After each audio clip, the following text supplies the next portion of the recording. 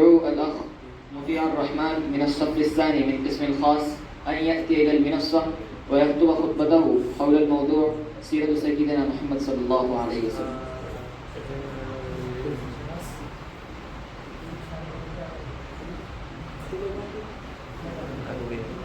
الحمد لله الذي أنزل الفرقان ليكون للعالمين نذيرا، والصلاة والسلام على نبيه الذي أرسله داعيا وسراجا. أما بعد، لما أتم رسول الله صلى الله عليه وسلم 40 سنة من عمره الشريف جاءه الملك جبرائيل وهو بجبل حراء وأقرئه 5 آيات من سورة العلق: اقرأ باسم ربك الذي خلق، خلق الإنسان من علق، اقرأ وربك الأكرم الذي علم بالقلم، علم الإنسان ما لم يعلم.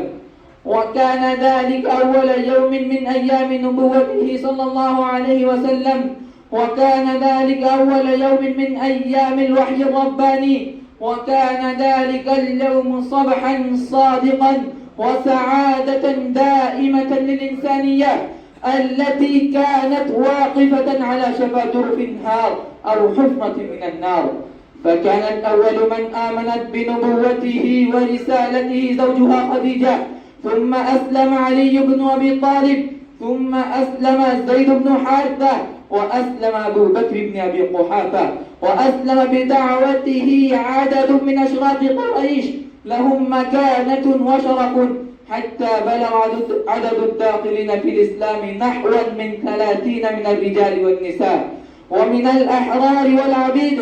ومضى على ذلك 3 سنوات، ثم أمره الله بإظهار دينه وتبليغ رسالته، فاصدع بما تؤمر وأعرض عن المشركين. وكانت القضية الكبرى التي ركز عليها دعوته هي قضية لا إله إلا الله، وهو التوحيد المطلق الخالص وإفراده وحده بالعبادة. وبهذه الدعوة قلب رسول الله صلى الله عليه وسلم حياة البشر رأسا على عقب.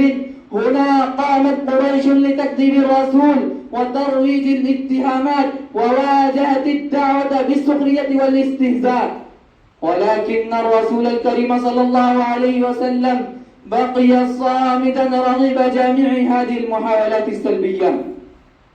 ولما أوذي رسول الله صلى الله عليه وسلم وفتن أصحابه بالبلاء والمحن وضاقت أرض مكة عليهم، أمر رسول الله صلى الله عليه وسلم أصحابه بالهجرة إلى الحبشة. وفي السنة 6 من البعثة انشرح صدر حمزة للإسلام، ودخل سيدنا عمر في الإسلام، فكفوا عن بعض ما ينالون.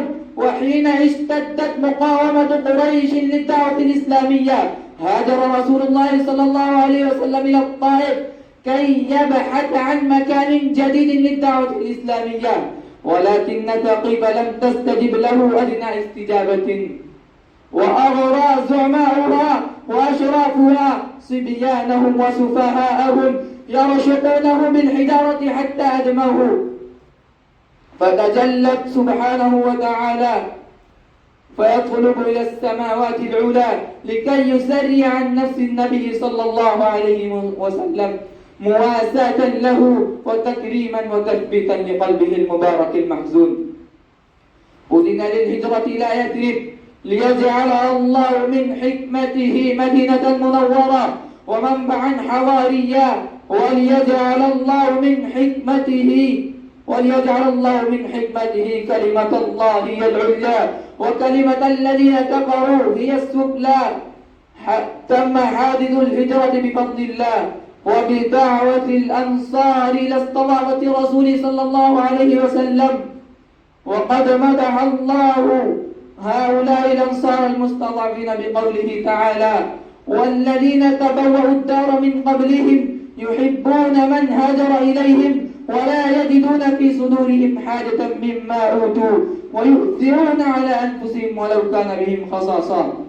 قام رسول الله صلى الله عليه وسلم بتنظيم الأمة بعد الهجرة في المدينة المنورة، فشرع نظام المؤاخاة بين المهاجرين والأنصار هكذا نجح رسول الله صلى الله عليه وسلم في إيجاد المجتمع الجديد، لا يعرف الموافقة إلا الله، ولا يعرف الولاء إلا الله ولرسوله وللمؤمنين.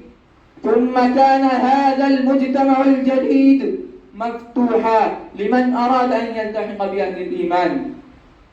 قام بتنظيم العلاقة بين الأمة الإسلامية وبين يهود المدينة، فكتبت وثيقة الموادعة، وكان نصر الله حليفا. ثم جاء الفتح وتم الوعد ودخل الناس في دين الله أفواجا. وفي السنة 10 من الهجرة أعلن رسول الرحمة والهدى عزمه على أداء فريضة الحج. ولما وقف في عرفات نزلت عليه الآية: اليوم أكملت لكم دينكم وأتممت عليكم نعمتي ورضيت لكم الإسلام. أكتفي بهذه الكلمات وآخر دعوانا الحمد لله رب العالمين.